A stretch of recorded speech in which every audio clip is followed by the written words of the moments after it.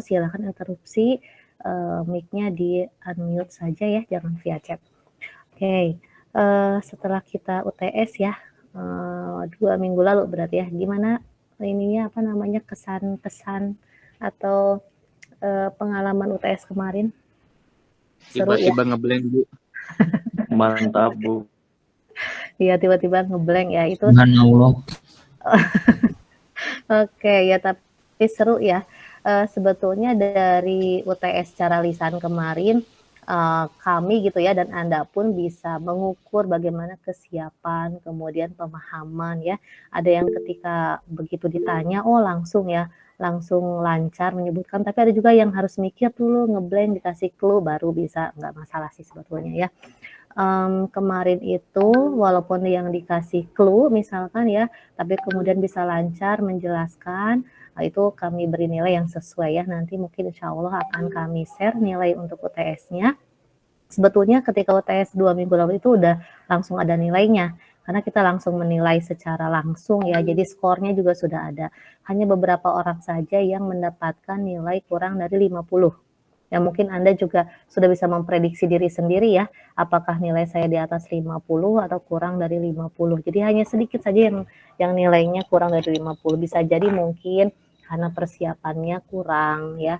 Kemudian juga masih pabaliut yang ngapalin ini yang mana itu yang mana. Ada yang ditanya gluconeogenesis tapi menjelaskannya glikogenesis gitu ya. Ada yang seperti itu. Nanti untuk UAS, UAS mau lisan lagi atau mau tulisan aja?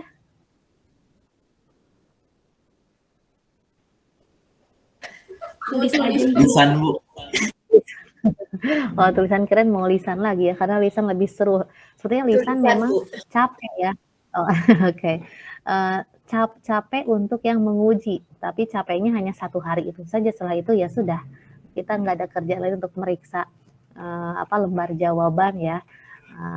Tapi dengan lisan juga sebetulnya bisa membuat Anda belajarnya menjadi lebih semangat. Ya, menjadi lebih semangat lagi, menjadi lebih rajin lagi.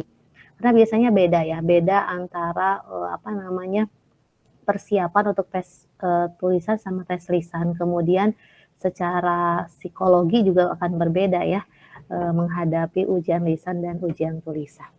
Oke, mudah-mudahan nanti untuk UASnya bisa lebih baik lagi, hasilnya juga bisa lebih bagus lagi ya. Nah, selanjutnya setelah Anda menerima materi tentang bioenergetika, kemudian metabolisme karbohidrat ya. Selanjutnya ada siklus Krebs, kemudian juga fosforilasi oksidatif. Nah, selanjutnya sekarang adalah metabolisme lipid. Sebetulnya untuk fosforilasi oksidatif itu kan itu merupakan tampungan elektron dari keseluruhan metabolisme biomolekul yang terjadi dalam tubuh kita. Nanti elektron-elektronnya dibawa oleh agen pembawa elektron masuk ke dalam fosforilasi oksidatif. Dari tes lisan kemarin saya bisa melihat mana yang memang hanya membaca dari slide saja, tapi mana mahasiswa yang membaca juga dari sumber lain.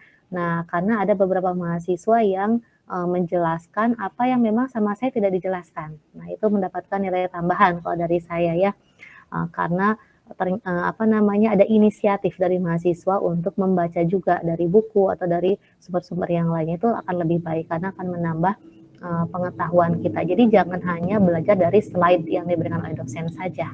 Ya, jadi harus juga baca dari sumber yang lain. Nah, untuk metabolisme lipid ini sama dengan metabolisme karbohidrat ya, terbagi nanti menjadi katabolisme dan anabolismenya.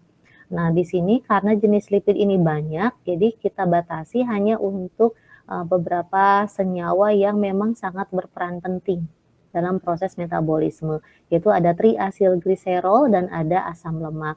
Nanti untuk katabolismenya kita fokuskan pada beta oksidasi asam lemak. Kemudian untuk sintesisnya juga kita fokuskan dulu pada sintesis asam lemak.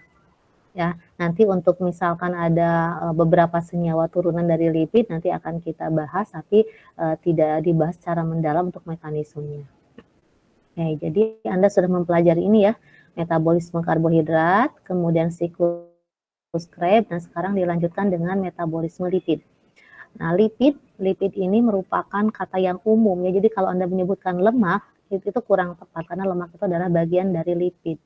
Nah, lipid ini di dalamnya sebetulnya lipid ini atau asam lemak ini tidak bisa berdiri sendiri ya, atau tidak bisa dia sebagai asam lemak saja di dalam tubuh.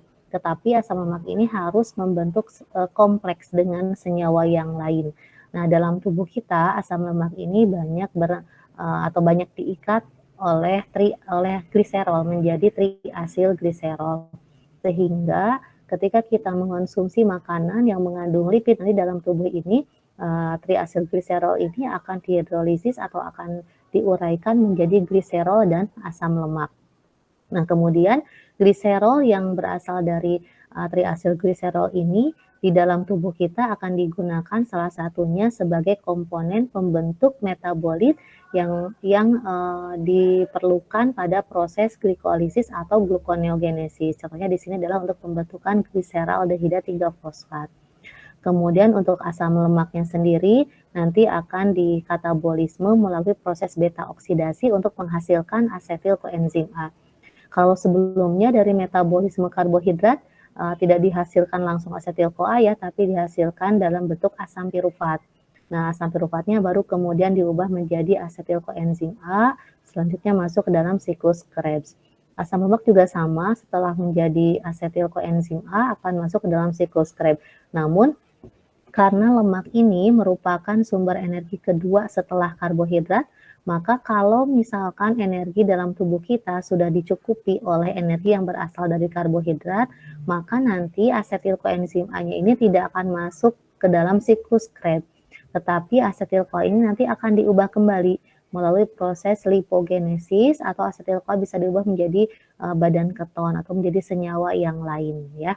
Nah, terkecuali kalau misalkan energi dari karbohidrat masih kurang untuk pemenuhan kebutuhan energi tubuh, maka nanti asetil CoA dari asam lemak akan digunakan sebagai sumber energi.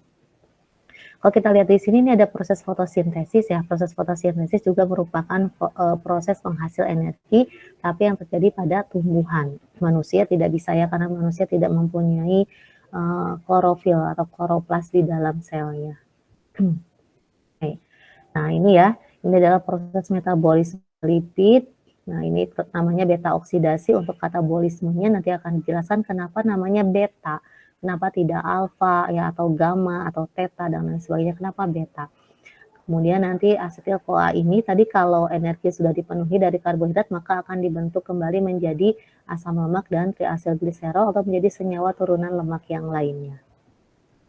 Ini ada dua hal utama ya untuk metabolisme lipid. Yang pertama adalah katabolisme lipid atau degradasi lipid, yaitu oksidasi asam lemak dimulai dari proses pencernaan, penyerapan, dan transport lemak, kemudian beta oksidasi asam lemak. Selanjutnya ada biosintesis lipid, ini masuk ke dalam anabolismenya. Nanti kita fokuskan ke biosintesis asam lemak, walaupun nanti dari sintesis asam lemak ini kita juga bisa mempelajari mengenai biosintesis triasilgliserol, kemudian fosfolipid, kolesterol, dan steroid. Anda harus flashback lagi materi biokimia satunya mengenai asam lemak. Saya ulang sedikit bahwa asam lemak ini dalam struktur senyawanya mempunyai bagian yang bersifat hidrofobik dan bersifat hidrofilik ya. Karena asam lemak terdiri dari dua bagian, ada bagian kepala berupa asam karboksilat dan bagian ekor berupa hidrokarbon. Makanya mempunyai sifat amfifatik. Bagian kepala berupa asam karboksilat bersifat hidrofili, bagian ekor berupa berupa hidrokarbon bersifat hidrofobik ya. Nah, asam lemak ini juga ada dua, ada asam lemak jenuh dan ada asam lemak yang tak jenuh.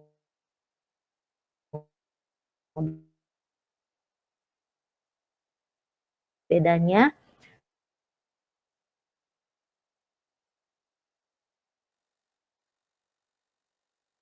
kalau yang jenuh tidak ada ikatan rangkap duanya. Semakin tebal semakin mudah dihidrolisis. Makanya pada lemak yang tak jenuh. Nah, kebanyakan asam lemak tak jenuh ini banyak di dalam tumbuhan, ya dalam lipid dari nabati. Kalau dari hewani kebanyakan mengandung asam lemak yang jenuh. Ya. Oke. Nah, ini merupakan perbedaan dari proses degradasi dan sintesis untuk asam lemak. Di biokimia 1 saya pernah menjelaskan bahwa asam lemak itu panjang hidrokarbonnya bisa sampai 34 ya. Nah, tapi tubuh kita tidak bisa mensintesis asam lemak dengan panjangnya sampai 34. Tubuh kita hanya bisa mensintesis asam lemak sampai jumlah karbonnya 14. Ya, jadi untuk asam lemak dengan jumlah rantai hidrokarbon yang panjang itu diperoleh dari makanan, tidak bisa disintesis oleh tubuh kita. Makanya untuk konsumsi makanan kita sehari-hari itu tidak boleh sampai tidak mengandung lemak ya, tetap harus mengandung lemak tetapi dalam jumlah yang cukup. Tidak boleh berlebihan karena kalau berlebihan nanti akan menimbulkan penyakit lagi. Yaitu akan menyebabkan sklerosis ya atau penyumbatan pembuluh darah yang nanti pada akhirnya akan menyebabkan jantung koroner dan juga stroke ya. Kembali lagi ke proses degradasi dan sintesis asam lemak. Kalau ketika mempelajari karbohidrat, Anda mengenal ada istilah glikolisis dan gluconeogenesis. Walaupun kalau secara sepintas seperti kebalikannya, tapi ternyata gluconeogenesis itu bukan kebalikan dari glikolisis ya, karena ada 3 tahapan yang berbeda antara glikolisis dan gluconeogenesis. Diakibatkan karena enzim yang digunakannya berbeda. Nah, kita lihat untuk degradasi dulu. Untuk degradasi asam lemak, setiap satu siklus untuk menghasilkan asetil koenzima itu ada 3 langkah yang dilalui. Ya, yang pertama adalah oksidasi, kemudian hidrasi, oksidasi yang kedua baru pemutusan ikatan atau yang kita sebut sebagai tiolisis. Nah, dari 4 langkah ini baru dihasilkan satu asetil koenzim A. Nah, Anda harus ingat bahwa asetil koenzima itu terdiri dari 2 karbon. Jadi, kalau misalkan kita punya asam lemak dengan jumlah karbonnya 12, ya, kalau kita punya asam lemak dengan jumlah karbonnya 12, misalkan asam dodekanoat, jumlah karbonnya 12. Nah, ketika proses beta oksidasi, maka dari hidrokarbon atau dari asam dodekanoat itu akan menghasilkan 6 asetil koenzim A. Karena satu asetil koenzim A itu terdiri dari 2 karbon. Jadi kalau kita punya asam lemak dengan jumlah karbon 12, maka akan menghasilkan 6 asetil koenzim A. Nah, untuk menghasilkan 6 asetil koenzim A itu setiap satu asetil koenzim A harus melalui 3 langkah ini. Harus melalui 4 langkah ini. Oksidasi pertama, hidrasi, oksidasi kedua, dan tiolisis. Jadi kalau untuk menghasilkan 6 asetil koenzim A dari asam lemak dengan jumlah karbon 12, maka harus ada 5 siklus yang dilalui. Satu siklus terdiri dari 4 langkah ini. 5 siklus berarti mengalami 20 langkah atau tahapan ini. Ya. Nah, berbeda dengan sintesis asam lemak. Untuk sintesis asam lemak juga sama sebetulnya melalui 4 tahapan. Setiap satu siklus atau setiap penambahan 2 karbon pada asam lemak atau pada asam karboksilat akan melalui 4 tahapan ini, yaitu kondensasi, reduksi, dehidrasi, dan reduksi yang kedua. Nah, namun untuk sintesis asam lemak ini tidak berasal atau tidak berasal dari 2 asetil koenzim A, bukan. Tetapi untuk pembentukan sintesis asam lemak ini dimulai dari asetil koenzim A dan malonil, ya, dan senyawa malonil. Bentar, kepencet.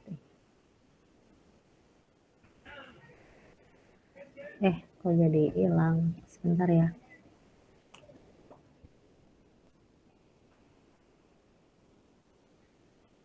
Ini gimana ya?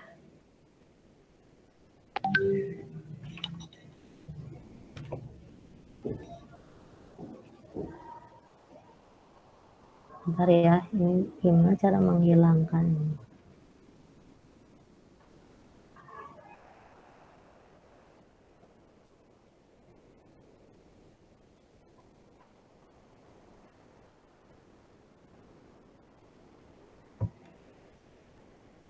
Ini malah loading lama, bentar ya.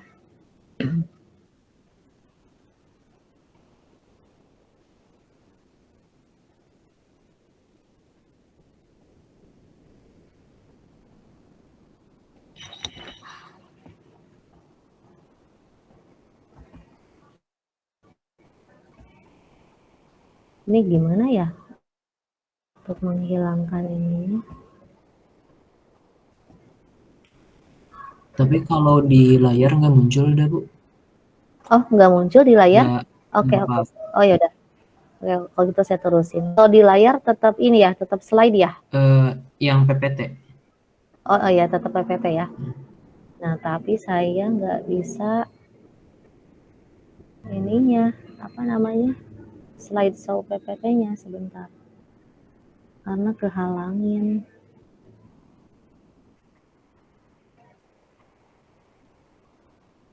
Kalau kayak gini dulu, kelihatan nggak ya?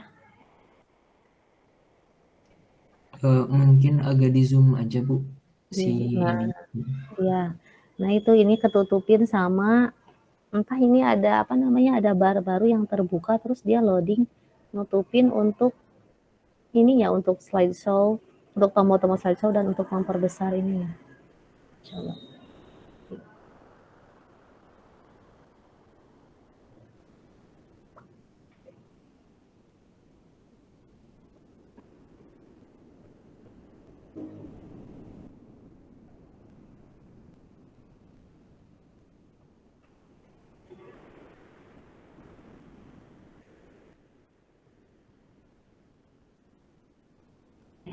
Ini ya, lama ya.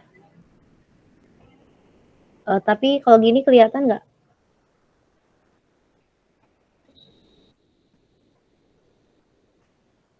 Terlihat, Bu. Kalau di saya kelihatan, Bu, tapi emang kecil. Kecil ya, oke ya. Mudah-mudahan ini segera hilang nih ininya. Apa? Nggak tahu ini kenapa bisa kebuka ya. Oke, ya jadi kalau untuk apa namanya sintesis asam lemak, untuk prekursornya itu memerlukan 2 senyawa yaitu asetil koenzima dan malonil ya. Malonil koenzima itu diperoleh dari hasil katabolisme asam lemak dengan rantai karbon ganjil. Nah, nanti ada perbedaan antara proses beta oksidasi untuk asam lemak jenuh dan tak jenuh, kemudian untuk asam lemak dengan rantai karbon jumlah genap dan rantai karbon jumlah ganjil. Nah, selanjutnya kita masuk ke pencernaan, penyerapan, dan transport lemak ya. Jadi, lemak ini merupakan sumber energi yang kedua ya setelah karbohidrat. Kalau mamalia termasuk juga manusia itu mempunyai 5-25% bahkan lebih ya lipid dan 90%-nya dalam bentuk lemak atau triasilgliserol. Nah, triasilgliserol ini merupakan cadangan lemak dalam tubuh kita. Kalau cadangan karbohidrat dalam tubuh kan dalam bentuk glikogen ya. Nah, kalau cadangan lemak dalam bentuk triasilgliserol disimpannya di dalam jaringan adiposa. Hewan sama dengan manusia ya, jadi struktur atau proses metabolismenya itu mirip dengan manusia. Makanya kalau ada uji klinis itu pasti akan diuji cobakan dulu kepada hewan ya sebelum kepada manusia. Kemudian kalau tumbuhan ini menyimpan lemak dalam bentuk biji. Nah, ini digunakan untuk perkembangan embrio. Oke, selanjutnya untuk sumber lemak yang pertama tentu saja dari makanan, kemudian dari biosintesis de novo atau sintesis lemak di dalam tubuh, dan berasal dari simpanan tubuh yang berasal dari jaringan adiposa. Nah, masalah utama untuk lemak ini kenapa tidak boleh mengonsumsi secara berlebihan, lemak ini tidak larut di dalam air. Makanya kalau berlebihan maka nanti akan disimpan dalam tubuh kita. Kalau lama-kelamaan nanti dalam jumlah yang berlebihan, dalam jumlah yang banyak akan menumpuk, akan menyumbat pembuluh darah ya. Untuk lemak sendiri nanti akan diemulsi oleh garam empedu, kemudian disintesis oleh hati dan disimpan dalam empedu. Nah, lemak yang sudah diemulsi oleh garam empedu ini merupakan lemak yang mudah dicerna dan diserap, yang nanti kemudian akan ditransportasikan membentuk suatu kompleks dengan protein yang disebut dengan lipoprotein. Mungkin Anda sering mendengar istilah asam lemak baik dan asam lemak jahat ya, atau lemak baik, lemak jahat. Yang dimaksud itu adalah lipoprotein. Jadi lipoprotein ini merupakan senyawa kompleks gabungan antara protein dengan lemak. Nah, lipoprotein ini ada dalam bentuk yang baik dan dalam bentuk yang jahat istilahnya kalau secara awamnya gitu. Atau secara kimianya kita kenal dengan istilah HDL dan LDL. ada high density lipoprotein, ada low density lipoprotein. Kemudian ada juga ILDL, intermediate low density lipoprotein, atau ada yang FLDL, very low density lipoprotein. Nah, yang baik yang mana? Yang baik adalah yang HDL, high density lipoprotein, itu yang paling baik ya. Garam empedu ini terdiri dari asam empedu yang berasal dari kolesterol. Nah, garam empedu ini sifatnya amfifatik, jadi bisa mengemulsi lemak membentuk misel. Mungkin Anda masih ingat tentang misel. Misel itu adalah suatu senyawa yang terbentuk, atau bukan senyawa ya, suatu struktur yang terbentuk dari gabungan asam lemak, di mana yang bagian hidrofobiknya atau bagian ekornya berada di bagian dalam, sementara bagian luarnya yang merupakan kepala bersifat hidrofilik berada di bagian luar. Kemudian dalam tubuh kita lemak ini bisa dipecah oleh lipase dalam pankreas. Nah, ini adalah silomikron. Silomikron merupakan kompleks yang membawa lemak, di dalamnya juga ada proteinnya, ada kolesterolnya.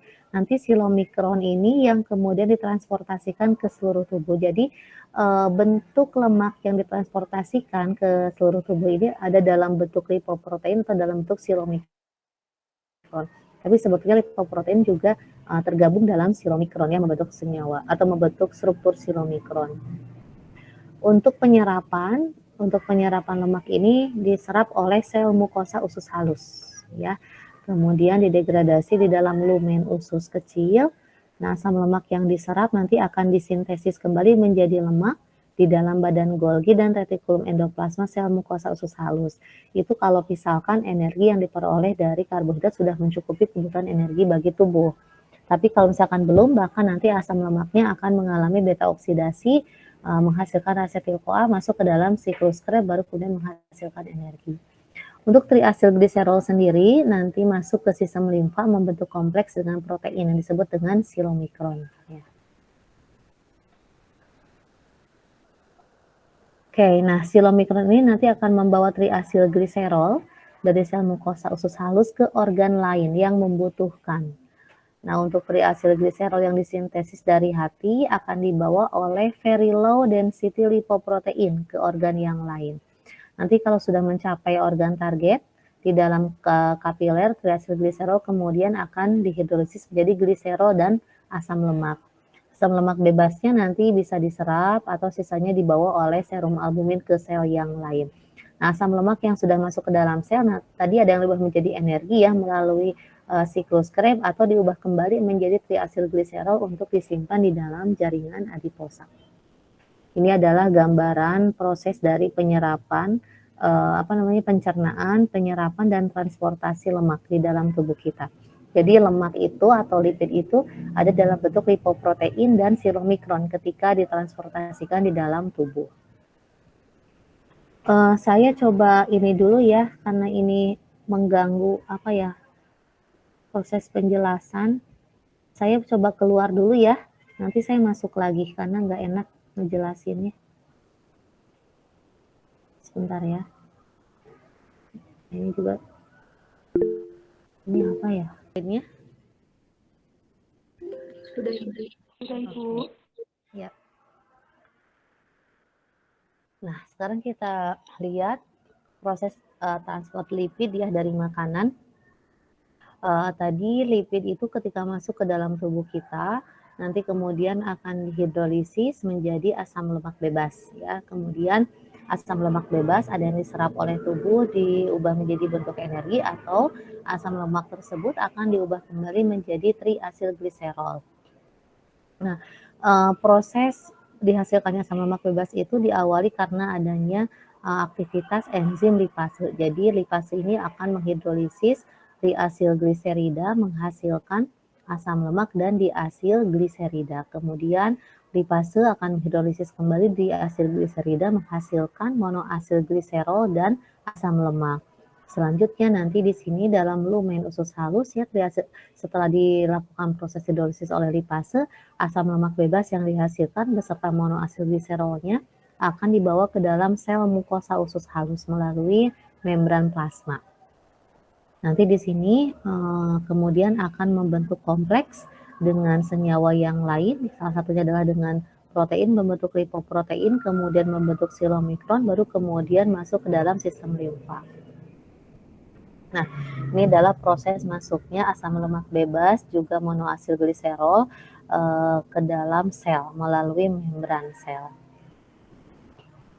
Oke, sekarang kita lihat bagaimana proses atau aktivasinya ya. Di dalam membran sel di sini ada reseptor yang bisa mengenali beberapa hormon. Salah satunya misalkan di sini ada hormon, misalkan adalah ketika dalam tubuh kita kadar gula darah dalam tubuh kita banyak, maka yang akan disekresikan adalah hormon insulin ya. Hormon insulin. Kemudian kalau kadar gula darah dalam tubuh kita sedang rendah atau sedikit, maka yang akan disekresikan adalah hormon glukagon. Nah, sekarang untuk aktivasi ini tergantung dari kadar gula darah dalam tubuh kita, apakah kadar gula darahnya tinggi ataukah rendah. Tubuh kita akan memerlukan asam lemak bebas sebagai sumber energi ketika kadar gula darah dalam tubuh kita rendah. Maka sel alfa pankreas akan mensekresikan hormon glukagon. Nah, hormon glukagon ketika disekresikan kemudian akan dikenali oleh reseptor yang berada pada membran plasma. Nah, nanti tugas yang pertama ya untuk Anda cari tahu apa yang dimaksud dengan 7TM reseptor ini ya. Coba nanti Anda cari tahu tugas yang pertama untuk hari ini. Dikumpulkannya bisa minggu depan. Tugas yang pertama adalah mencari tahu mengenai 7TM reseptor. Oke, saya teruskan. Glukagon yang disekresikan oleh sel alfa pankreas kemudian akan berinteraksi dengan reseptor pada membran plasma. Nah, interaksi antara hormon dengan reseptornya ini menyebabkan aktivasi GTP. Jadi GTP ini menyebabkan aktivasi adenilat siklase, di mana adenilat siklase ini adalah enzim yang mengaktifasi ATP untuk menghasilkan siklik AMP. Nah, adanya siklik AMP nanti akan mengaktifasi protein kinase. Protein kinase yang aktif di dalam sel nanti akan mengaktifasi triasid gliserolipase, sehingga triasid gliserolipase ini bisa menghidrolisis triasil gliserol menghasilkan diasil gliserol dan asam lemak bebas. Ya, jadi proses ini merupakan proses aktivasi triasil gliserol. Disebut dengan kaskade ya, karena ini merupakan aktivasi bertingkat dari mulai aktivasi adenilat siklase, kemudian aktivasi kinase sampai ke aktivasi lipase. Nah, barulah nanti dihasilkan asam lemak bebas. Asam lemak bebasnya kemudian dikeluarkan lagi sesuai nanti kemudian akan ditransportasikan kemana sesuai dengan kebutuhan dalam tubuh kita. Oke. Nah, ini ya, ini penjelasan prosesnya di sini lebih detail. Jadi hormon akan diikat oleh reseptor dalam membran adiposa, kemudian menstimulasi adenilat siklase melalui protein G5 yang menghasilkan siklik AMP.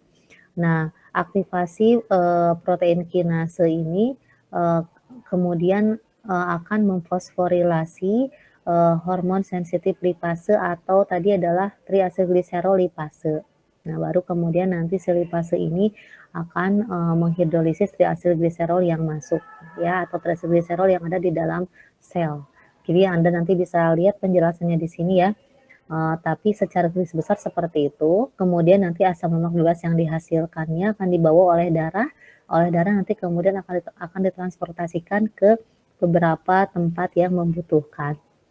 Di sini untuk asam lemak kemudian nanti akan masuk ke dalam mitokondria. Dalam mitokondria kemudian akan berlangsung proses beta oksidasi. Nah, Anda tahu bahwa dalam mitokondria selain beta oksidasi juga terjadi proses siklus Krebs dan rantai respirasi. Nah, di dalam mitokondria asam lemaknya akan diubah menjadi asetil koenzim A. Kemudian asetil koenzim A-nya masuk ke dalam siklus Krebs. Di siklus Krebs dihasilkan ATP, karbon dioksida dan sejumlah elektron ya. Nah, sekarang asam lemaknya tadi sudah masuk ke dalam mitokondria. Dalam mitokondria asam lemaknya akan diubah menjadi energi atau nanti kemudian kalau bersisa karena energi sudah dipenuhi, asam lemak akan disintesis kembali menjadi triasilgliserol kemudian disimpan dalam jaringan adiposa. Selain asam lemak, dari hidrolisis atau dari katabolisme triacylglycerol itu ada gliserol yang dihasilkan. Nah, nanti gliserolnya kemana? Tadi di awal disebutkan bahwa gliserol ini digunakan sebagai komponen pembentuk metabolit yang diperlukan pada proses glikolisis dan gluconeogenesis. Tetapi gliserolnya tidak bisa langsung masuk ke dalam jalur metabolisme karbohidrat. Nah, gliserolnya harus diaktifasi dulu. Jadi gliserol yang dihasilkan akan diubah oleh gliserol kinase dengan bantuan 1 ATP menjadi levogliserol 3-fosfat. Jadi ada proses fosforilasi di sini. Kemudian levogliserol 3-fosfat oleh gliserol fosfat dehidrogenase akan diubah menjadi dihidroksiaseton fosfat dan dihasilkan energi berupa NADH. Di langkah pertama diperlukan 1 ATP, di langkah kedua dihasilkan 1 NADH. Nah, dihidroksiaseton fosfat ini kemudian akan diubah menjadi dextroglyceraldehyde 3-fosfat karena dalam tubuh kita ini tidak ada enzim yang bisa mengkatalisis DHAP. Adanya adalah enzim yang bisa mengkatalisis G3P. Sehingga kesetimbangan akan bergeser ke arah G3P. Kemudian G3P akan masuk ke dalam jalur glikolisis dan akan menghasilkan pirufat. Ya. Jadi untuk gliserol hasil hidrolisis dari triacylglycerol akan diubah menjadi DHAP oleh 2 enzim, yaitu gliserol kinase dan gliserol fosfat dehidrogenase. Jadi 2 enzim ini yang berperan ya untuk mengaktifasi gliserol sampai bisa masuk ke dalam daur glikolisis. Nah, untuk asam lemak sebelum proses beta oksidasi dimulai, asam lemak juga sama harus diaktifasi. Untuk aktivasi asam lemak ini memerlukan 1 ATP. Memerlukan 2 ATP ya. Jadi untuk mengaktifasi asam lemak sebelum masuk ke proses beta oksidasi dalam mitokondria ini memerlukan energi sebanyak 2 ATP. Jadi asam lemak ini dengan bantuan 2 ATP akan diubah menjadi asil adenilat dan menghasilkan pirofosfat inorganik. Nah, kemudian asil adenilat akan bereaksi dengan koenzim A yang mengikat gugus sulfhidril, diubah menjadi asil koenzim A dan dihasilkan AMP. Banyaknya AMP dalam tubuh kita ini menunjukkan bahwa tubuh kita kekurangan energi, sehingga asil koenzim A-nya ini nanti akan diubah menjadi asetil koenzim A lalu masuk ke dalam siklus Krebs ya. Aktivasi asam lemak ini dikatalisis oleh enzim asil lemak koenzim A ligase. Nah, dari hasil aktivasi baru nanti masuk ke dalam mitokondria. Ini merupakan masih proses perubahan asam lemak menjadi asil lemak koenzim A. Jadi tadi diperlukan 2 ATP ya untuk mengubah asam lemak menjadi asil adenilat. Kemudian nanti pada akhir reaksi dihasilkan asil lemak koenzim A dan AMP. Ya, baru kemudian asil lemak koenzim A masuk ke dalam mitokondria. Nah, asil lemak koenzim A tidak bisa langsung masuk ke dalam mitokondria, tetapi untuk masuk ke dalam mitokondria ini perlu bantuan senyawa lain yaitu karnitin. Jadi karnitin ini berperan sebagai kendaraan yang membawa masuk asil koenzim A ke dalam matriks mitokondria. Jadi nanti asil koenzim A akan berikatan dengan karnitin membentuk asil karnitin dan melepaskan koenzim A yang mengikat gugus sulfhidril. Nah,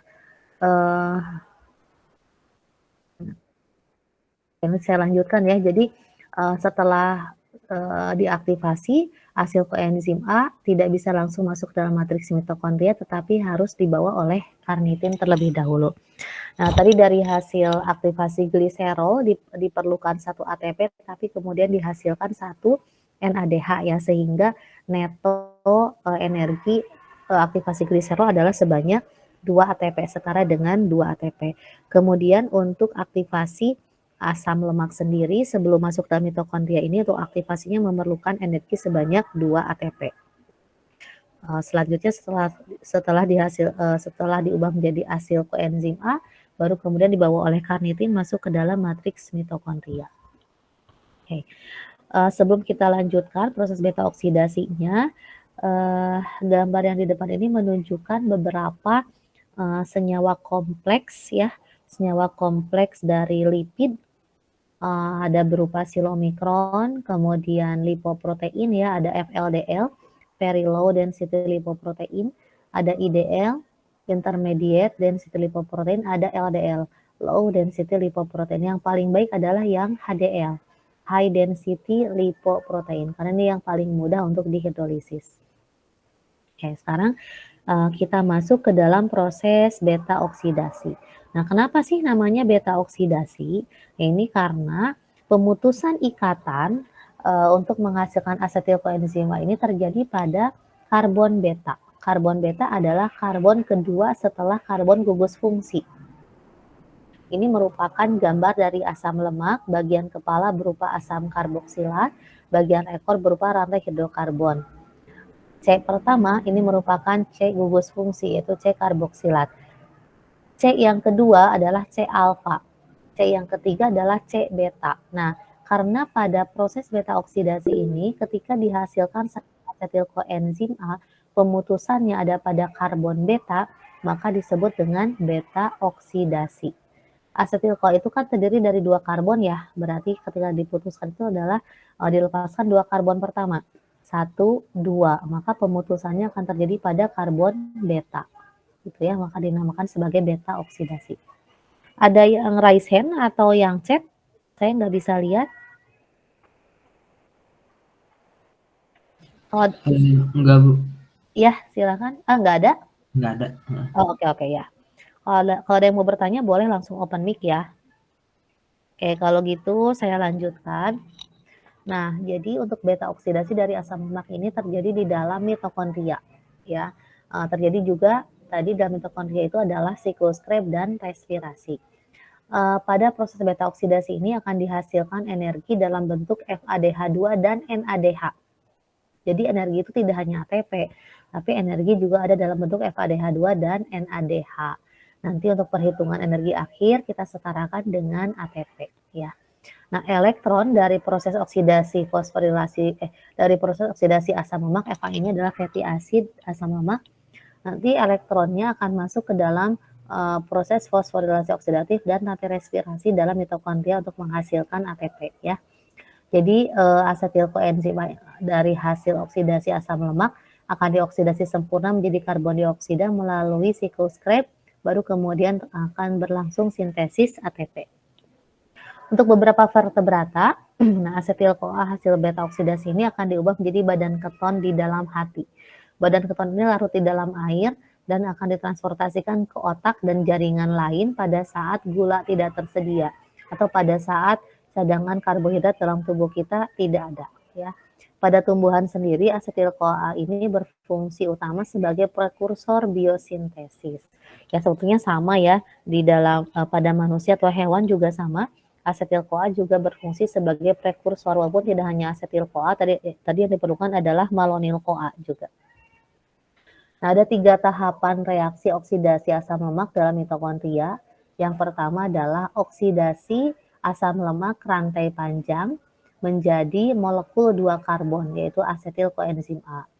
Kemudian nanti dari hasil oksidasi asetil koenzim A, masuk ke dalam siklus Krebs, dalam siklus Krebs dihasilkan karbon dioksida dan sejumlah elektron.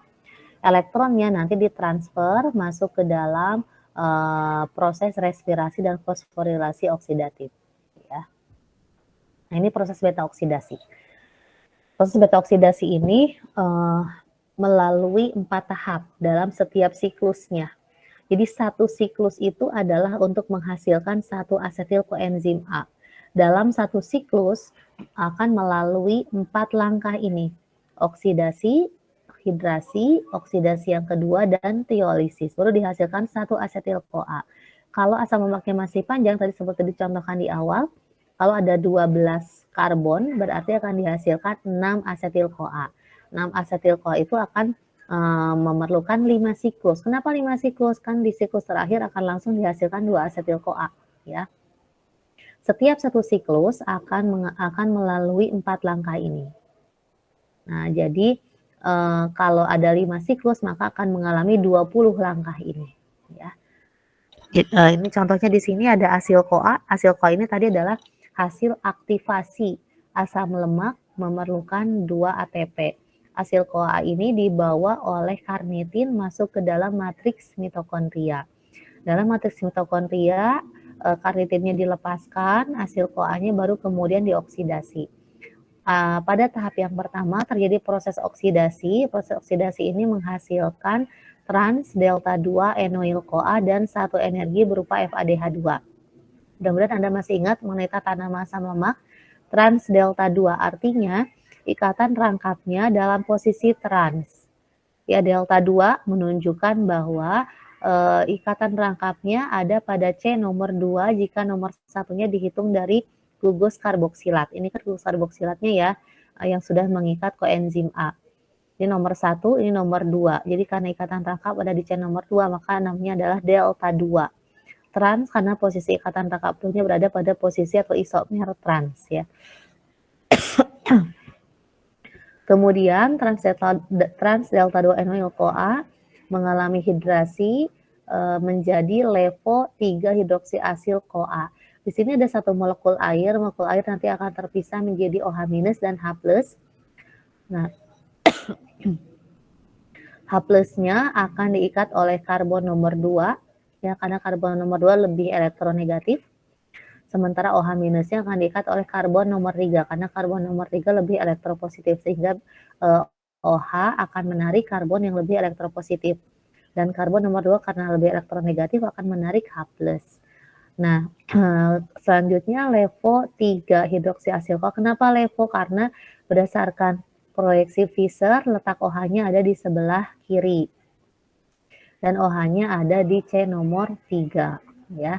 Nah, levo 3 hidroksiasil koenzim A kemudian mengalami oksidasi yang kedua, menghasilkan 3 ketua asil koenzim A, di mana juga dihasilkan 1 NADH. Nah, di sini Anda lihat terjadi perubahan gugus fungsi dari alkohol menjadi gugus keton di sini ya pada C nomor 3, sehingga namanya adalah 3 ketua asil CoA. Kemudian 3 ketua asil CoA mengalami proses tiolisis bereaksi dengan koenzim A, memutuskan karbon C memutuskan ikatan antara karbon pada karbon beta antara C nomor 2 dan C nomor 3.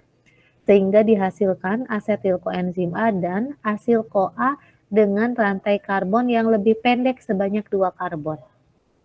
Nah, dari satu siklus ini dihasilkan energi yaitu 1 FADH2 dan 1 NADH.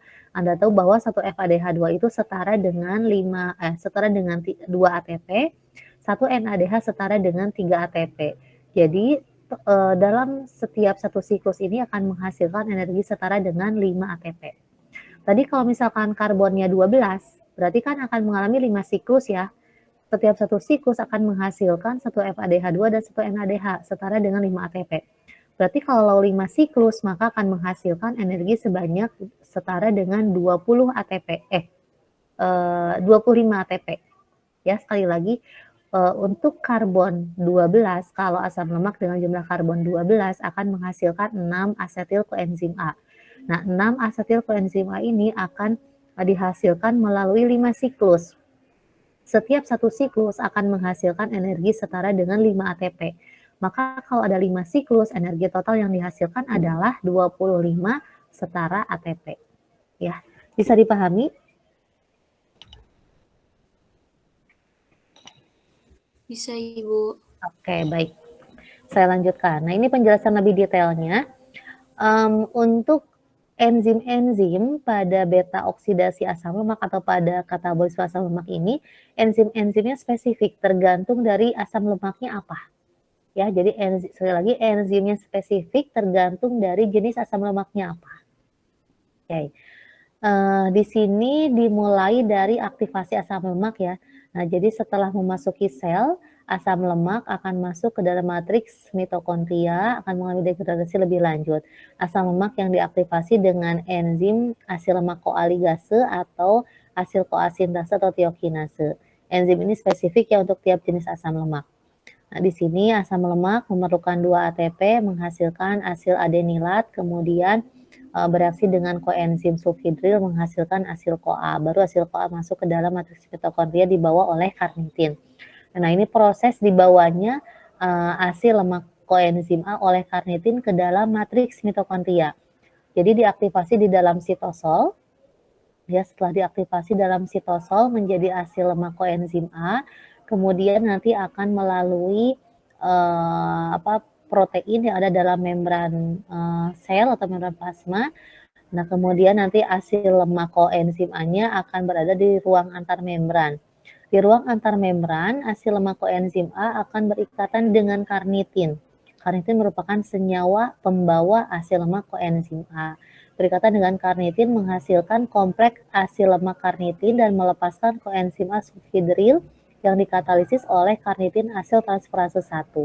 Setelah menjadi kompleks asil lemak karnitin, maka kemudian bisa masuk melalui protein pembawa yang ada di dalam membran sel menghasilkan asil lemak karnitin. Nah, dalam matriks mitokondria, asil lemak karnitin akan bereaksi dengan koenzim A sulfhidril dikatalisis oleh karnitin asil transferase 2, melepaskan karnitin dan menghasilkan asil lemak koenzim A. Nah, baru kemudian asil lemak koenzim A ini akan dioksidasi. Itu prosesnya ya. Nah, ini langkah-langkah reaksi yang terjadi pada proses beta oksidasi. Biar lebih paham, saya jelaskan yang detailnya. Jadi ada 4 proses utama ya, dehidrogenasi, hidratasi, dehidrogenasi, teolisis. Atau ini adalah oksidasi ya, sama aja. Dehidrogenasi atau oksidasi, hidratasi, dehidrogenasi atau oksidasi kedua, baru teolisis.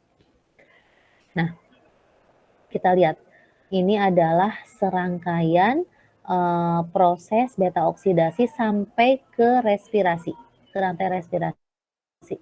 Aduh, oke. Ini kita lihat ada 1, 2, 3, 4, 5, 6, 7, 8, 9, 10, 11, 12, 13, 14, 15, 16. Ada 16 ya, ini adalah karbon 16 asam palmitat. Asam palmitat adalah jumlah karbonnya ada 16. Asam palmitat ini akan mengalami beta oksidasi. Karena ada 16 karbon, maka akan ada berapa siklus yang dilalui?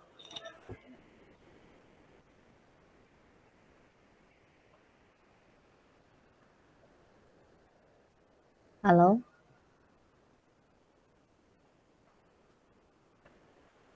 Suara saya terdengar? Terdengar, Bu. Oke, nah kira-kira ada berapa siklus? Ini kan karbonnya ada 16 nih. Ya, kalau 16 karbon berarti akan menghasilkan 8 asetil koenzim A. Berarti ada berapa siklus yang dilalui?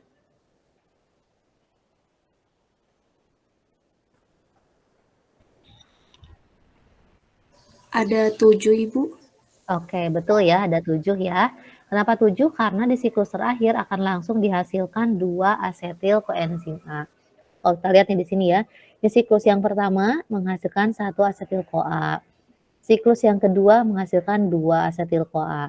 Siklus yang ketiga menghasilkan 3 asetil CoA. Siklus keempat menghasilkan 4 asetil CoA.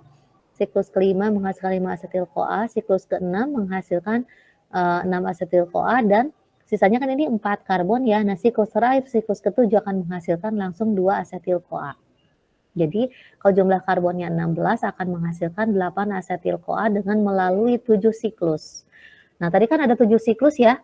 Setiap satu siklus tadi menghasilkan energi berapa setara ATP? 5 ATP, Ibu. 5 ATP. Berarti kalau ada 7 siklus, total energi yang dihasilkan berapa setara ATP? 35. Oke, baik ya. Berarti sudah pada paham ya. Nah, dari beta oksidasi saja untuk asam palmitat dengan jumlah karbon 16 dihasilkan ATP sebanyak 35. 8 asetil CoA-nya kemudian nanti akan masuk ke dalam siklus Krebs.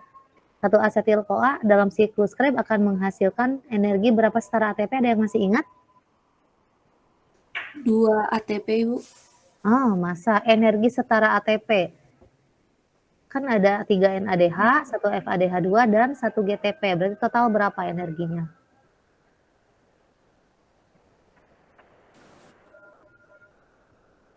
5, Bu. 5. Kan 1 asetil CoA yang masuk ke dalam siklus Krebs itu akan menghasilkan 3 NADH, 1 FADH2, dan 1 GTP. Berarti untuk 1 asetil CoA yang masuk ke dalam siklus Krebs, total energinya berapa setara ATP? 10 ATP, Bu. Nah, coba 3 NADH, 1 NADH setara berapa ATP? Oh, 28 Bu. 28. 6. Oke. 6. 8 Bu, 8. Ada yang betul, 12 Bu, ada yang 12, betul. 12. Berapa? 12. Kayak kita hitung. 1 asetil-CoA dari manapun ya, mau dari karbohidrat, mau dari lipid, pokoknya 1 asetil-CoA. 1 asetil-CoA yang masuk ke dalam siklus Krebs akan menghasilkan 1 FADH2, 3 NADH, dan 1 GTP. 1 FADH2 setara dengan 2 ATP. 3 NADH berarti setara dengan 9 ATP ya. Karena 1 NADH-nya setara dengan 3 ATP. Ada 3 NADH berarti 9 ATP. 1 GTP setara dengan 1 ATP. Berarti 2 ATP tambah 9 ATP tambah 1 ATP. Jadi total adalah 12 ATP ya. Jangan lupa ya siklus Krebsnya ya. Jadi kalau ada 8 asetil-CoA masuk ke dalam siklus Krebs, maka akan dihasilkan berapa energi setara ATP dalam siklus Krebsnya untuk 8 asetil-CoA yang masuk? 96. 96, betul. Jadi 8, betul. Ya, jadi 8 dikali dengan 12 ATP. Nah, tadi dari beta oksidasi ada 35 ATP. Ya, setelah masuk siklus Krebs ada 96 ATP. Berarti totalnya berapa? 131. 131 ATP. Jangan lupa di awal ada aktivasi asam lemak memerlukan 2 ATP. Ya, ada aktivasi asam lemak memerlukan 2 ATP. Berarti netonya berapa? 129. Oke, ya. Jadi 35 ditambah 96 berarti 131 ya. Dikurangi 2 ATP untuk aktivasi. Berarti 129 ATP. Nah, itu cara menghitung energi total dari proses beta oksidasi asam lemak, jumlah karbonnya 16. Nanti kalau jumlah karbonnya semakin panjang, maka energi yang dihasilkan juga akan semakin banyak. Kalau jumlah karbonnya 20 ya pasti energi yang dihasilkan juga akan semakin besar ya. Oke. Nah, ini masih gambaran untuk beta oksidasi. Ini step yang pertama, dehidrogenasi atau oksidasi. Tadi sudah dijelaskan, ini yang detailnya. Akan ada pelepasan 1 FADH2 mengubah asil lemak koenzim A menjadi trans delta 2 enoyl CoA karena ada pembentukan ikatan rangkap 2 antara C nomor 2 dan C nomor 3 dengan bantuan asil CoA dehidrogenase. Ini ya, antara C alfa dan C beta terbentuk ikatan rangkap 2. Kemudian untuk yang proses yang kedua, ikatan rangkap 2-nya dihidrolisis dengan enoyl CoA hidratase menghasilkan 3 level hidroksiasil koenzim A, di mana karbon yang nomor 3 akan mengikat gugus hidroksil. Kemudian langkah yang ketiga, pengubahan gugus hidroksil menjadi keton, menghasilkan beta ketoasil koenzim A. Dan yang terakhir adalah tiolisis. Tiolisis di sini ada pemutusan antara ikatan antara C alfa dengan C beta di sini menghasilkan asetil koenzim A dan asam lemak dengan jumlah karbon yang lebih pendek sebanyak 2 karbon ya karena sudah dilepaskan. Ini contoh asam palmitat. Oke, nah ini ya perhitungannya ya 129 molekul ATP tadi betul perhitungannya. Ya, jadi nanti ketika Anda menghitung energi totalnya adalah ketika Anda sudah menghitung sampai masuk ke dalam siklus Krebs. Mudah-mudahan bisa dipahami ya. Nah, sekarang degradasi asam lemak tak jenuh. Nah, yang tadi untuk yang jenuh, karena kalau yang jenuh mah tidak ada ikatan rangkap 2. Jadi proses beta oksidasinya normal. Ya, karena tidak ada ikatan rangkap 2 di dalamnya. Tapi untuk asam lemak tak jenuh, di dalamnya ada ikatan rangkap 2. Contohnya misalkan palmitoyl koenzim A. Jadi ini jumlah karbonnya 16, tetapi ada ikatan rangkap 2-nya 1. Nah, kita lihat di sini, ini untuk 3 putaran pertama, artinya dari C nomor 1 sampai C nomor 6 ya. Jadi putaran yang pertama, C1 dan C2 lepas. berarti karbonnya tinggal berapa? Tinggal 14 ya. Kemudian lepas lagi 1 asetil-CoA, berarti karbonnya tinggal 12. 12. Lepas lagi 1 asetil-CoA, berarti karbonnya tinggal 10. Nah, ketika sudah mendekati adanya ikatan rangkap 2 di sini, ini udah 3 putaran. Pas putaran keempat ada ikatan rangkap 2 di sini. Ya, kita lihat ini karbon gugus fungsi. Di sini ada 7 ya, berarti 7, 8, 9, 10, tambah 15, 16, kan ada 16 ya. Jadi 3 putaran pertama masih normal seperti pemutusan asetil-CoA pada asam lemak yang jenuh. Nah, ketika putaran keempat di sini ada ikatan rangkap 2. Bedanya kalau untuk asam lemak yang jenuh kan ada tahapan di mana ikatan tunggalnya menjadi ikatan rangkap 2 ya, pada proses oksidasi yang pertama. Ya, jadi oksidasi pertama, tahap yang pertama itu adalah mengubah ikatan rangkap 2 antara C alfa dan C beta, mengubah ikatan tunggal antara C alfa dan C beta menjadi ikatan rangkap 2. Nah, untuk asam lemak tak jenuh, ikatan rangkap 2-nya sudah ada, sehingga tidak melalui tahap oksidasi yang pertama. Nah, yang terjadi adalah hanya perubahan posisi isomernya saja. Karena kalau untuk asam lemak itu yang paling stabil kan pada posisi cis ya. Untuk posisi cis ini karena stabil sukar untuk dihidrolisis. Makanya posisi isomer cisnya harus diubah menjadi trans dengan bantuan enzim isomerase. Nah, sehingga pada tahap yang pertama ketika bertemu dengan ikatan rangkap 2 terjadi proses isomerisasi, yaitu perubahan isomer cis menjadi isomer trans. Yang asalnya cis delta 3 enoyl-CoA menjadi trans delta 2 enoyl-CoA. Nah, jadi untuk asam lemak tak jenuh ketika ada ikatan rangkap 2 tidak mengalami tahap oksidasi yang pertama sehingga tidak menghasilkan FADH2. Tadi Anda ingat kembali bahwa pada tahap yang pertama itu dihasilkan 1 FADH2. Nah, untuk asam lemak tak jenuh, karena ada ikatan rangkap 2-nya, ketika sudah mendekati ikatan rangkap 2, nah pada saat siklus yang mendekati ikatan rangkap 2 ini tidak mengalami tahap oksidasi yang pertama, sehingga tidak menghasilkan FADH2. Ya, jadi pada tahap pertamanya bukan proses oksidasi, melainkan proses isomerisasi, tidak melibatkan energi. Nah, setelah menjadi trans delta 2, baru kemudian lanjut ke tahap yang kedua. Ya, lanjut tahap yang kedua, diteruskan ya sampai tahap yang keempat. Nah, isomerisasi ini menghasilkan produk yang dapat dikatalisis oleh enoyl-CoA hidratase. Jadi setelah diperoleh trans delta 2 enoyl-CoA, maka tahap selanjutnya sama dengan tahapan pada asam lemak yang jenuh, yaitu tahap 2, 3, dan 4.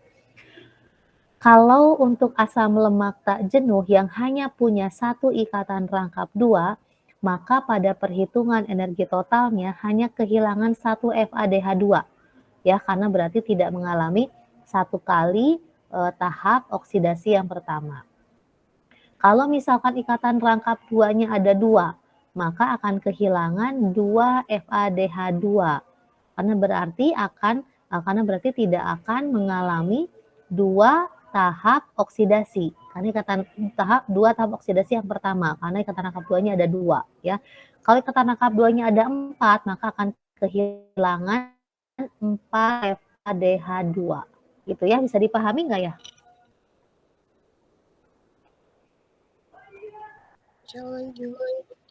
Oke, ya.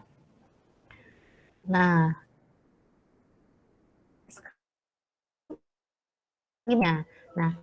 untuk asam palmitoil atau palmitoleat, asam palmitoleat itu adalah asam lemak dengan jumlah karbonnya 16, tetapi ada ikatan rangkap 2-nya 1, ya. Ada ikatan rangkap 2-nya 1, sehingga tidak melalui 1 kali tahap oksidasi yang pertama, maka akan kehilangan 1 FADH2. 1 FADH2 kan setara dengan 2 ATP ya. Nah, tadi di asam palmitat itu adalah asam lemak dengan jumlah karbon 16 tapi jenuh, ikatannya tunggal semua. Total energinya kan 129 ATP ya. Nah, jadi untuk asam palmitoleat atau palmitoil ini yang mempunyai satu ikatan rangkap 2 dan sudah kehilangan satu FADH2, maka berapa jumlah total energi akhirnya?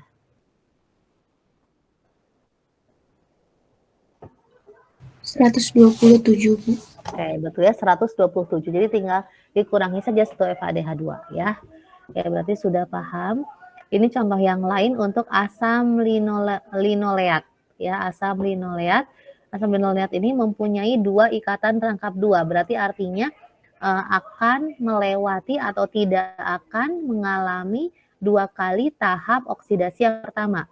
Sehingga pada perhitungan energi di akhir akan berkurang energinya sebanyak 2 FADH2 atau setara dengan 4 ATP ya. Oke.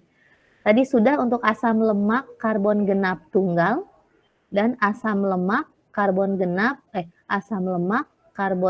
jenuh dan asam lemak karbon genap tak jenuh. Itu sudah ya. Sekali lagi sudah dijelaskan asam lemak karbon genap jenuh dan asam lemak karbon genap tak jenuh. Nah, sekarang bagaimana untuk oksidasi asam lemak ganjil? Jadi jumlah karbonnya ganjil, tidak genap. Nah, kalau yang ganjil berarti di siklus terakhir itu kan akan dihasilkan 5 karbon ya. Di siklus paling akhir akan dihasilkan 5 karbon. Nah, dari 5 karbon ini akan dihasilkan 1 asetil koenzim A dan 1 propionil koenzim A.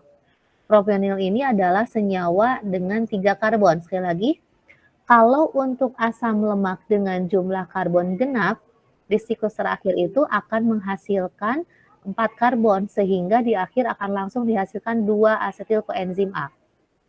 Tetapi untuk oksidasi asam lemak ganjil ini nanti di siklus terakhir akan tersisa 5 karbon. Sehingga dari 5 karbon ini akan menghasilkan 1 asetil koenzim A dan 1 propionil koenzim A. Nah, propionil koenzim A ini merupakan senyawa dengan 3 karbon dan propionil CoA ini tidak bisa langsung digunakan sebagai metabolit pada siklus Krebs, sehingga propionil CoA harus dikonversi dulu menjadi suksinil CoA. Nanti suksinil CoA dikonversi menjadi suksinat masuk ke dalam metabolit siklus Krebs.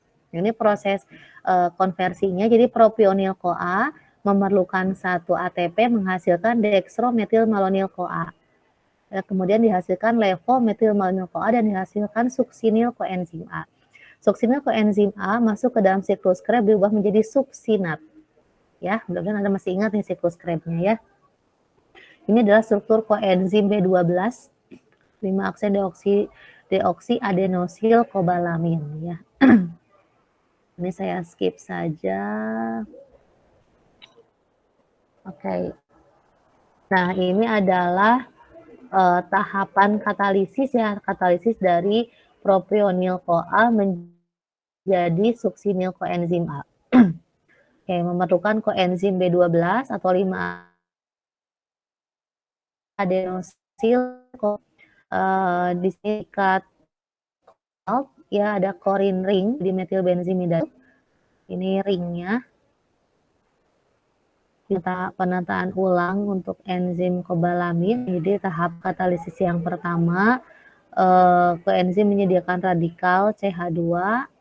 Kemudian di sini ada levometilmalonyl koenzim A yang kemudian diubah menjadi suksinil koenzim A dengan bantuan 5-deoksiadenosil radikal menghasilkan 5-deoksiadenosin ya. Nah, ini adalah sisi aktif metilmalonyl koenzim A mutase. Di sini adalah sisi aktifnya ya, ini metilmalonyl CoA. Oke, kemudian ini adalah peroksisom.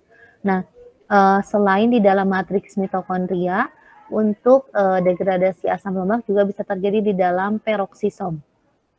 Peroksisom merupakan salah satu organel di dalam sel juga ya, selain dalam matriks mitokondria, jadi ada di peroksisom.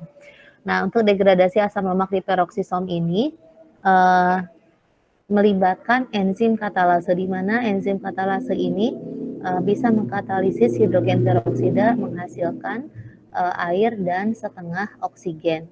Dan di sini melibatkan enzim hidrogenase. Ya. Kalau prosesnya oksidasi dalam bentuk FAD, kalau reduksi dalam bentuk FADH2. Nah, setelah dihasilkan hasil lemak koenzim A, baru kemudian dilanjutkan dengan proses oksidasi. Nah, ini perbedaan antara beta oksidasi dalam mitokondria dan dalam peroksisom atau glioksom. Oke, nah di sini diberi keterangan bahwa untuk beta oksidasi di peroksisom atau glioksom berbeda dengan sistem di mitokondria, terutama dalam dua hal ini ya. Yang pertama adalah pada oksidasi yang pertama. Jadi di sini elektron secara langsung ditransfer ke dalam oksigen menghasilkan hidrogen peroksida. Ya, jadi di sini oksigennya langsung ditransfer menghasilkan hidrogen peroksida. Hidrogen peroksidanya dikatalisis oleh dan setengah oksigen. Kemudian NADH dibentuk dalam langkah oksidasi yang kedua.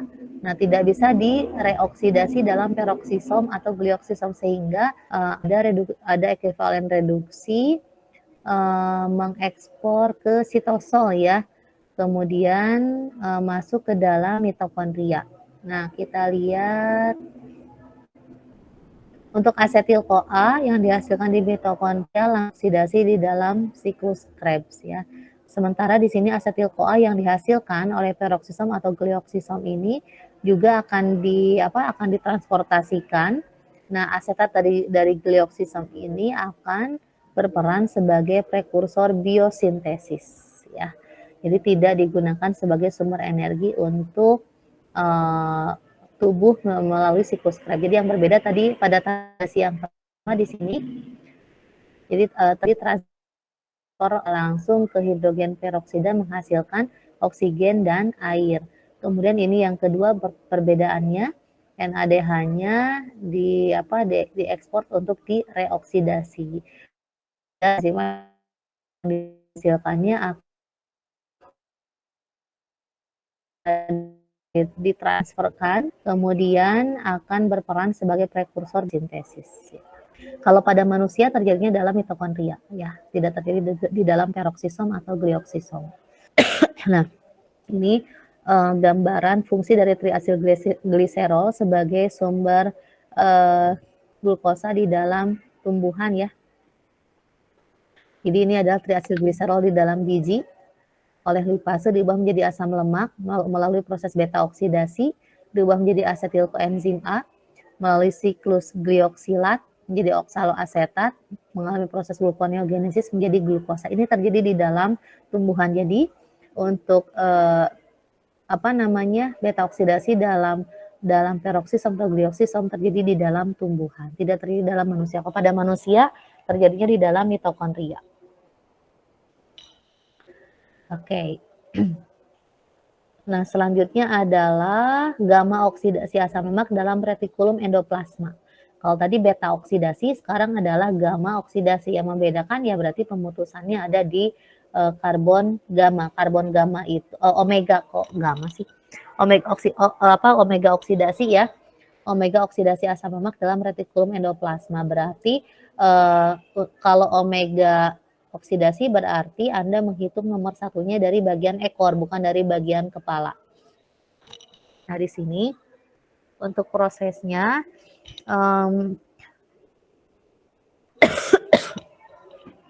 nah, yang ditunjukkan di sini adalah terjadi pada asam laurat ya.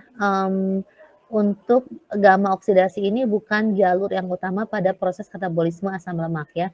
Nah, bedanya untuk pada gamma oksidasi ini tidak terjadi untuk prosesnya itu di awal sampai akhir dihasilkan asetil-CoA, karena nanti kemudian akan nyambung ke beta oksidasi. Kita lihat di sini. Di sini ada asam laurat. Asam laurat terdiri dari 12 karbon. Reaksi yang pertama adalah oksidasi, memerlukan NADPH, menghasilkan NADP+ sebagai agen pembawa elektron. Kemudian pada karbon omega mengikat hidroksil. Selanjutnya tahap yang kedua dikatalisis oleh alkohol dehidrogenase menghasilkan 1 NADH. Ya, selanjutnya gugus hidroksil akan diubah menjadi gugus aldehida, dikatalisis oleh aldehida dehidrogenase menghasilkan 1 NADH dan menghasilkan karboksilat ya, atau gugus karboksilat di sini. Nah, baru kemudian melalui proses beta oksidasi menghasilkan asam adipat dan suksinat. Okay. Nah, ketika tadi saya katakan ketika energi dalam tubuh kita sudah terpenuhi dari karbohidrat, maka asetil-CoA yang dihasilkan dari beta oksidasi asam lemak akan diubah menjadi badan keton melalui proses ketogenesis. Nah, badan keton ini merupakan sumber energi bagi otak ya jika kita sedang dalam keadaan berpuasa atau kelaparan ya. Nah, ini senyawa-senyawa yang badan keton. Jadi 2 asetil koenzim A diubah menjadi asetoasetil koenzim A, kemudian menjadi 3 hidroksi 3 metil butaril CoA, menjadi asetoasetat, diubah menjadi aseton atau dextro 3 hidroksi butirat. Jadi badan keton itu bisa 3 senyawa ini. Asetoasetat, aseton atau dextro 3 hidroksi butirat. Ini adalah proses perubahan senyawa-senyawa keton ini menjadi asetil-CoA ketika tubuh kita sedang dalam keadaan kelaparan atau perlu energi. Ya, nanti akan diubah menjadi asetil-CoA, udah diubah jadi asetil-CoA, si senyawa ketonnya nanti asetil-CoA-nya masuk kembali ke dalam siklus Krebs ya. Ini pembentukan badan keton dan proses transportasinya dari hati. Jadi melibatkan proses gluconeogenesis ya. Jadi di sini kita lihat nah di sini ada asam lemak. Asam lemak mengalami beta oksidasi menghasilkan asetil-CoA. Asetil-CoA masuk ke dalam siklus Krebs jika tubuh kita masih kekurangan energi. Kemudian menghasilkan sejumlah energi. Salah satu senyawa metabolitnya adalah oksaloasetat. Oksaloasetat kalau energi sudah dipenuhi, oksaloasetat akan akan kemudian diubah kembali menjadi metabolit pada siklus Krebs atau menjadi asetil-CoA. Nah, ketika tubuh kita sedang kekurangan energi, oksaloasetat akan diubah menjadi glukosa melalui proses glucogenesis. Kalau tubuh kita sedang kekurangan energi, sudah tercukupi energinya, asetil-CoA akan diubah menjadi badan keton. Nah, kalau energi diperlukan kembali, maka badan keton akan diubah menjadi asetil-CoA. Ya. Asetil-CoA nanti masuk ke dalam siklus Krebs lagi. Ini untuk degradasi asam lemak. Jadi asam lemak merupakan simpanan energi metabolik yang efisien dalam bentuk triasilgliserol ya. Ketika masuk dalam tubuh, TAG akan didegradasi oleh enzim lipase, kemudian ditransportasikan dalam bentuk silomikron atau lipoprotein. Nanti Anda bisa baca saja sedikit lagi ya. Kalau untuk kelas A yang kuliah jam 1 itu online atau offline? Offline, Ibu. Oh, offline. Oke. Sekarang sudah pada di kampus atau belum? Belum, Ibu. Oh, belum. Oke. Sedikit lagi ya. Nanti mungkin untuk siang kita tidak ada kelas offline karena saya belum bisa sampai sore banget. Jadi ini akan saya sampaikan untuk sintesis asam lemaknya. Saya mohon izin sampai 12.15 tidak apa-apa? Atau 12.10 mungkin ya.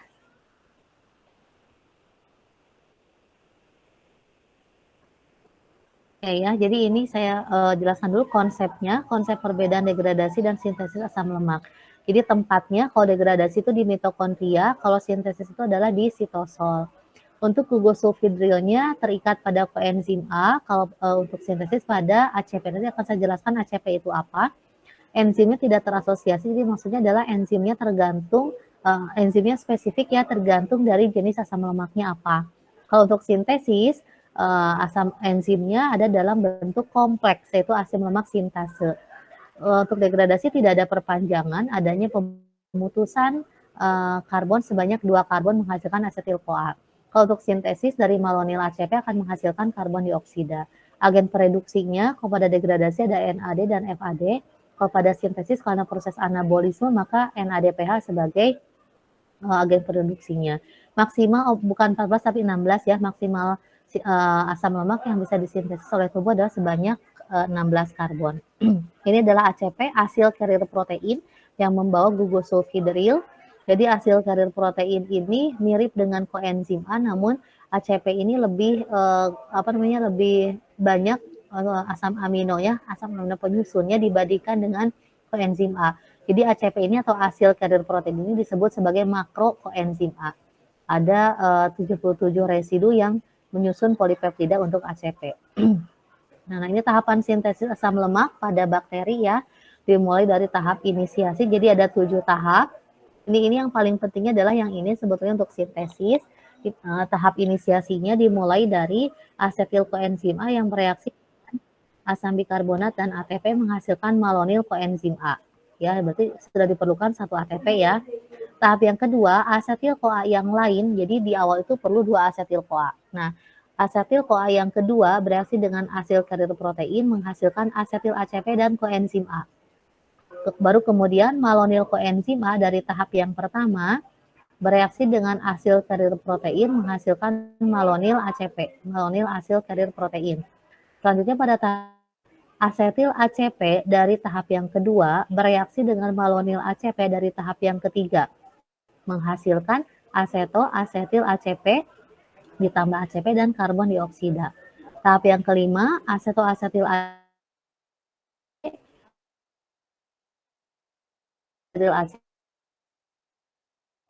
Kemudian dextro 3-hidroksibutiril ACP menghasilkan krotonil ACP. Selanjutnya tahap yang terakhir, krotonil ACP ditambah NADPH menghasilkan butiril ACP. Nah, setelah ditambah butiril ACP baru menghasilkan jumlah karbon sepanjang 16 dan tidak bisa lebih dari karbon 16 ya. Untuk asetil koenzim A karboksilase ini mengandung gugus prostetik berupa biotin ya. Sementara untuk malonil tranasilase ini merupakan enzim yang sangat spesifik.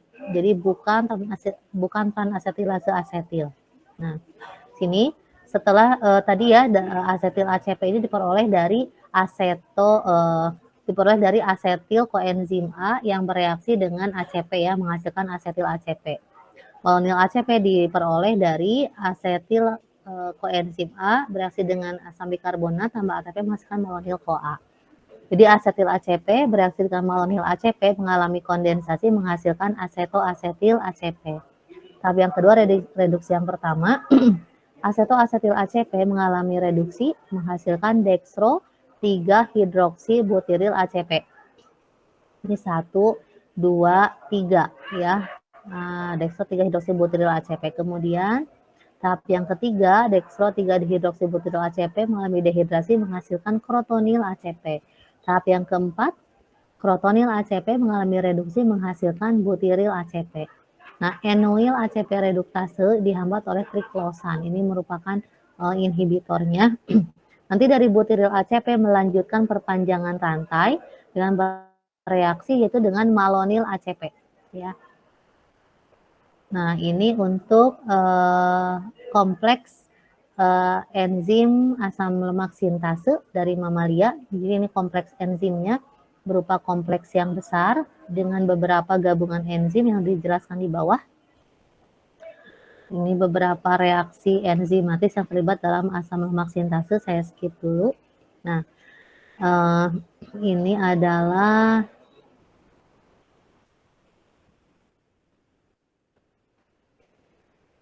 oke. Tinggal sedikit lagi sebetulnya ya. Jadi yang paling penting dari sintesis asam lemak adalah Anda paham yang 7 tahap reaksi awal. Nanti setelah butiril ACP, nanti butiril ACP akan bereaksi kembali dengan malonil ACP. Ini ya, malonil ACP. Membentuk berarti heksanil ACP. Heksanil ACP bereaksi dengan malonil ACP membentuk oktanil ACP. Oktanil ACP bereaksi dengan malonil ACP membentuk dekanil ACP sampai di akhir menghasilkan heksadekanil ACP. ACP-nya dilepas nanti akan menghasilkan asam heksadekanoat ya. Itu barangkali untuk sintesis. Kalau ini adalah transfer asetil CoA ke sitosol ya dari mitokondria. Jadi ini kalau misalkan asetil koenzim A dari hasil beta oksidasi asam lemak jumlahnya berlebih sementara energi sudah tercukupi dari asetil CoA pada karbohidrat, ya. Dia bisa dibawa kembali ke sitosol. Kemudian pengendalian asetil koenzim A karboksilase. Nah, sinyal ini jadi metabolisme karbohidrat dan lipid ini saling bertolak belakang prosesnya. Kalau pada karbohidrat terjadi katabolisme atau degradasi, maka di lipid terjadi anabolisme. Kalau pada karbohidrat terjadi anabolisme, di lipid terjadi katabolisme. Contohnya, kalau misalkan kadar gula dalam darah kita tinggi, ya maka sel beta pankreas akan mensekresikan hormon insulin. Nah, itu artinya kebutuhan energi sudah tercukupi dari karbohidrat ya. Maka asetil koenzim A dari lipid akan disintesis kembali menjadi triasilgliserol. Nah, kebalikannya, kalau kadar gula darah dalam tubuh kita sedang kekurangan energi, maka sel alfa pankreas akan mensekresikan hormon glukagon atau epinefrin. Nah, karena kadar gula darahnya rendah, maka lipid akan mengalami degradasi atau oksidasi, sehingga nanti energinya akan diperoleh dari lipid. Gitu. Jadi, proses metabolisme karbohidrat dan lipid itu adalah bertolak belakang. Ya. Oke, ini masih menjelaskan tentang enzim. Nah, rantai retikulum endoplasma juga di sini merupakan salah satu tempat untuk proses sintesis asam lemak, ya. Nah, ini hormon, ini pengguna. Kalau ini hormon eikosanoida merupakan hormon yang berasal dari asam arachidonat atau asam eikosana atau eikosanoat, yaitu asam lemak dengan jumlah karbon 20, tetapi tidak bisa dihasilkan oleh tubuh ya, bisa diperoleh dari makanan. Nah, ini adalah gambar yang menunjukkan koordinasi ya, regulasi koordinasi antara sintesis asam lemak dan oksidasi asam lemak. Jadi di sini kalau kita, ini tinggal satu lagi ya, maaf slide-nya. Jadi ketika kita mengonsumsi makanan yang berhidrat, maka akan dihasilkan glukosa. Ya, glukosa melalui proses glikolisis akan menghasilkan piruvat, piruvat oleh enzim dehidrogenase kompleks akan diubah menjadi asetil koenzim A. Pada saat kita makan, kadar gula dalam tubuh kita kan tinggi. Ketika kadar gula dalam darah kita tinggi, maka akan disekresikan hormon insulin. Nah, insulin ini akan mengaktifasi enzim ini ya, enzim ACC ini. ACC ini adalah asetil koenzim A karboksilase. Ya, di sini akan mengaktifasi, jadi dari yang tidak aktif akan menjadi aktif.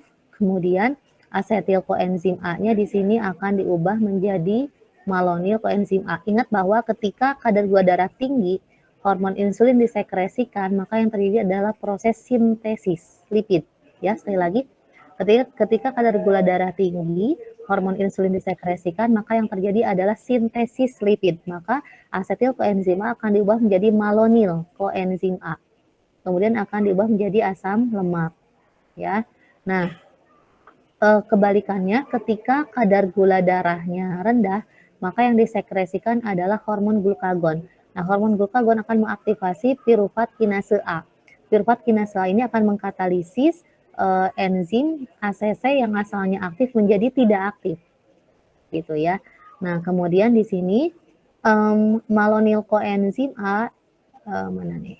Nah, banyaknya malonyl koenzim A di dalam tubuh maka akan menginhibisi enzim karnitin asil transferase 1. Di mana tadi karnitin asil transferase 1 ini adalah enzim yang mengkatalisis transportasi asil lemak koenzim A dari sitosol masuk ke dalam mitokondria. Kenapa? Karena kalau asil lemak koenzim A masuk ke dalam mitokondria, itu artinya akan terjadi siklus Krebs. Sementara di sini kadar gula darahnya tinggi, energi tercukupi dari karbohidrat sehingga tidak diperlukan energi dari lemak. Maka malonyl CoA-nya akan diubah menjadi asam lemak kembali, ya. Jadi malonyl CoA ini akan menginhibisi aktivitas enzim karnitin asil transferase 1. Sehingga hasil lemak koenzim A-nya tidak masuk ke dalam mitokondria, tidak diubah menjadi energi karena energi sudah terpenuhi dari karbohidrat. Gitu ya. Kecuali tadi kalau misalkan kadar gula darah rendah, maka hormon glukagon yang disekresikan piruvate kinase A-nya menjadikan asetil CoA karboksilase menjadi tidak aktif, sehingga yang terjadi adalah proses degradasi asam lemak. Maka hasil lemaknya nanti akan dibawa oleh karnitin asetiltransferase 1 ke dalam mitokondria. Di dalam mitokondria baru akan melalui proses beta oksidasi menghasilkan asetil koenzim A. Nah, gitu ya. Mudah-mudahan bisa dipahami karena udah 12.14. Silakan Anda pahami dulu bagian ini ya mengenai beta oksidasinya, asam lemak jenuh karbon genap, asam lemak tak jenuh karbon genap, asam lemak jenuh karbon ganjil, asam lemak tak jenuh karbon ganjil, sintesis asam lemak, dan hubungan antara asam lemak dengan karbohidrat untuk metabolismenya. Nanti minggu depan kalau ada yang tidak bisa, kalau ada yang belum dipahami, Anda boleh sampaikan di WAG, kapan saja boleh, silakan. Nanti akan kita diskusikan di WAG atau nanti akan didiskusikan ketika pertemuan selanjutnya. Ya, jadi untuk nanti siang kita tidak ada kelas offline. Saya kira cukup, materi utamanya sudah saya sampaikan. Nanti untuk selanjutnya bisa disampaikan di minggu depan atau melalui diskusi di WAG ya. Ada pertanyaan dulu silakan, barangkali ini udah 12.15 nih karena ada yang harus kuliah. Ada yang mau ditanyakan dulu silakan.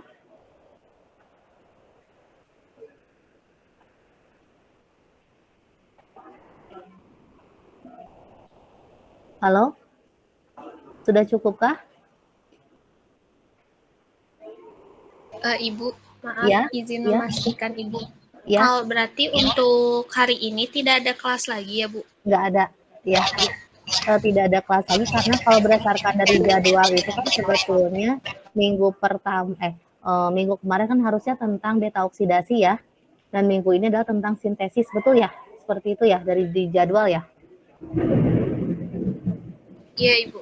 Ya, nah karena sintesis sudah disampaikan hari ini, maka tidak ada kelas nanti siang. Jadi tadinya kalau kalau ada pertanyaan atau apa bisa disampaikan di kelas nanti siang.